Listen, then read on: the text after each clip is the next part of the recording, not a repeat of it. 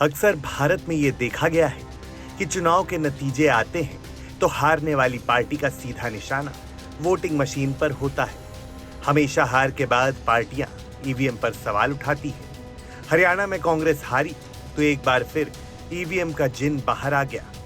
कांग्रेसी नेताओं ने हरियाणा में हार का ठीकरा फिर एक बार ईवीएम पर फोड़ा। ऐसे में आज तक ने बात की पूर्व सीसी ओपी रावत से और जानने की कोशिश की कि क्या आखिर ईवीएम हैक हो सकता है। एक बार फिर से विधानसभा चुनावों के नतीजों के बाद ईवीएम पर सवाल उठ रहे हैं और इस बार सवाल उठ रहे हैं ईवीएम की बैटरी पर। लेकिन जो सवाल उठाए जा रहे हैं ईवीएम की बैटरी पर, क्या उसकी सच्चाई है, उस पर बात करने के लिए इस वक्त हमारे साथ मौजूद हैं देश के पूर्व मुख्य चुनाव आयुक्त ओपी रावत जी। सर, आपने भी कल के नतीजे देखे ही होंगे।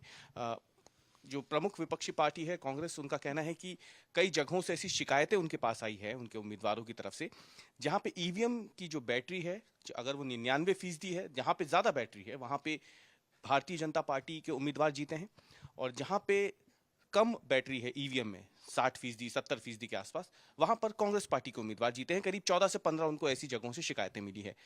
इस दावे में आपको, इन आरोपों में क्या लगता है कि आखिरकार इसकी वजह क्या है?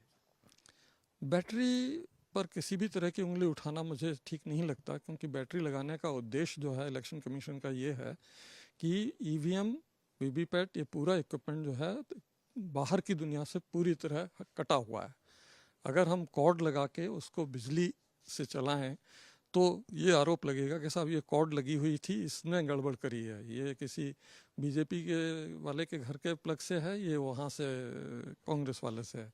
तो उसको अवॉइड करने के लिए ही बैटरी लगाई जाती है। और बैटरी की लाइफ काफ़ी होती है, वो लगभग 2 दिन चल सकती है पूरी वोटिंग के लिए। चार्ज में डिफरेंस इस वजह से होता है कि सुबह के टाइम जो मॉक पोल कराई जाती है उस समय कुछ पोलिंग एजेंट बहुत कम वोट डालते हैं, 10-12 वोट डाले और उन्होंने कहा साहब हो गया, ठीक है। और कुछ पोलिंग एजेंट ज़्यादा वोट डाल के देखना चाहते हैं कि भाई सही जगह जा रहा है कि नहीं, ठीक हो रहा है कि नहीं, काउंटिंग ठीक है कि नहीं। तो उसमें चार्ज का डिफरेंस आ जाता है, लेकिन उससे उसके वर्किंग पे कोई असर नहीं पड़ सकता।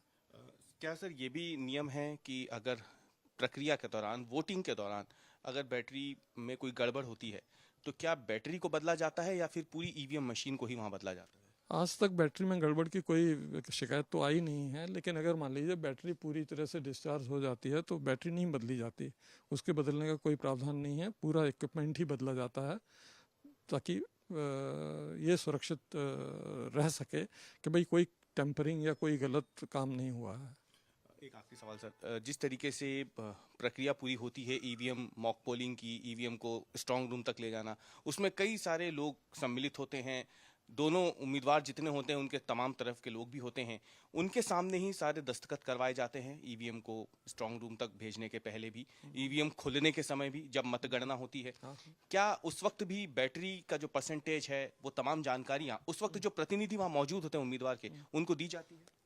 जो भी सामने रहते हैं उन्हें सब मालूम होता है कि बैटरी कितनी चार्ज है, क्या किस क्यूआर कोड की मशीन है, क्या यही मशीन हमारे पोलिंग स्टेशन पर लगी थी, उसका वोट अकाउंट जो है 17 फॉर्म 17 वो उसके अनुसार है कि नहीं, सारी चीज़ें उन्हें चेक करा के उनके दस्तखत लिए जाते हैं कि आप संतुष्ट हैं।